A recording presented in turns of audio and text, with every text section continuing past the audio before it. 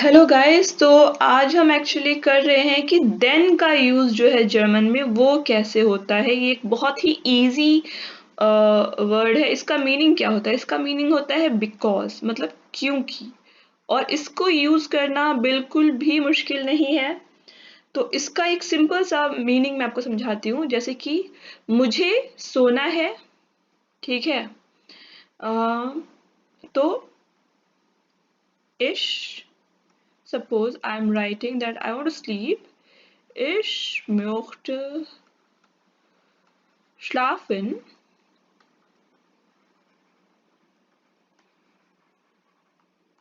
क्यों? क्योंकि मैं स्लीपी हूँ या मैं थकी हुई हूँ।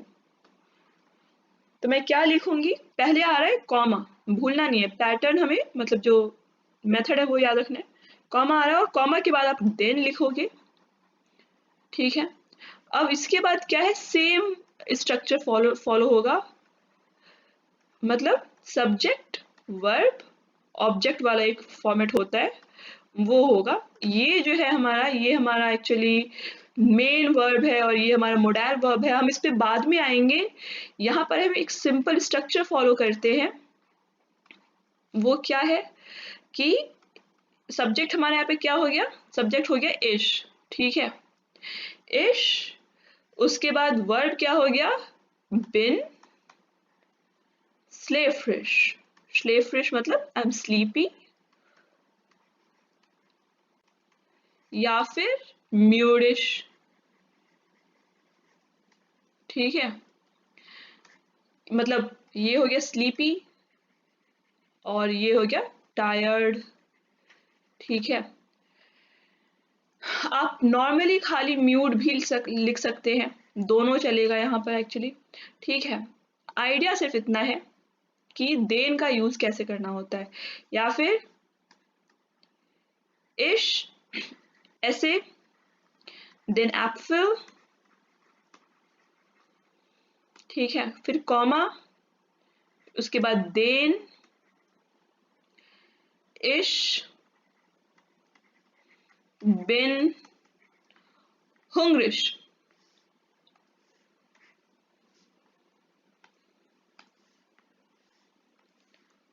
तो हुंग्रिश, हुंग्रिश मतलब आई एम हंग्री, ठीक है। या फिर क्या लिख सकते हैं? बिकॉज इश habe hunger, because I have hunger. both ways you can write, ठीक है। तो ये क्या है? वर्ब, और ये हमारा यहाँ पर एक्चुअली एडजेक्टिव है। और ये, इसमें हम कैपिटल लगाएंगे, इसको हम, ये यहाँ पर नाउन की तरह यूज हो रहा है, ठीक है। ओके। तो अगर आपको ज़्यादा निटी-ग्रिटी नहीं भी समझ में आ रहा है, तो भी एक बेसिक आइडिया आपको है कि देन का यूज़ जो है बहुत ही ईज़ी है जर्मन में, ठीक है। इसमें आपको कुछ नहीं करना है। इसके हम 2-3 एग्ज़ाम्पल्स यहाँ पे ले लेते हैं।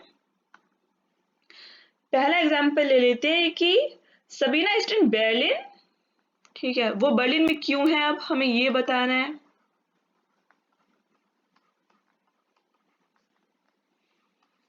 क्यों है वो बर्लिन में? तो आप यहाँ पे कोई भी रीज़न्स दे सकते हैं, ठीक है। जैसे देन ज़ी besucht ihren onkel, onkel मतलब अंकल, ठीक है। besucht मतलब विजिट करना, ठीक है। onkel, ठीक है। और यहाँ पे हम आकुजाटिव लगाए हैं, क्यों?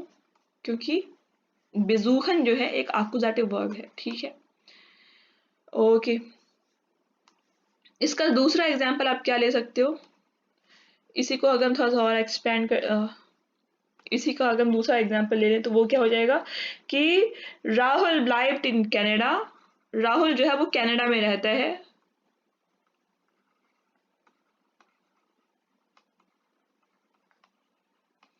कनाडा, जर्मन में आप बोलोगे तो कनाडा हो जाएगा, जो कन्नड़ जैसा साउंड करता है, ठीक है। बट ये एक्चुअली कंट्री का नाम है कनाडा, जो हम, जिसको इंग्लिश में हम कनाडा बोलते हैं, ठीक है। देन वो अब कनाडा में क्यों रहता है? मान लो कि वो वहां पे सपोज इंग्लिश सीखता है। अब ऐसा होता नहीं है कि आप डायरेक्टली इंग्लिश सीखने के लिए कनाडा जाओ, बट फॉर एग्जाम्पल हम ये ले लेते हैं, ठीक है। तो जर्मन में इंग्लिश की स्पेलिंग ये होगी, इंग्लिश। दे लर्नड इंग्लिश, ठीक है।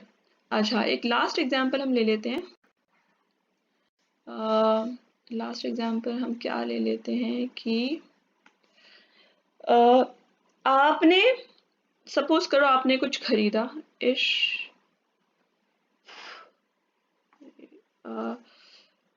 इश kaufe den Auto। अब ऑटो मतलब कार, ठीक है। जर्मन में इसका मीनिंग कार होता है, एंड काउफन मतलब टू बाय, खरीदना, ठीक है। ओके, देन क्यों खरीदा मैंने इसको? Ich brauche, I need the car।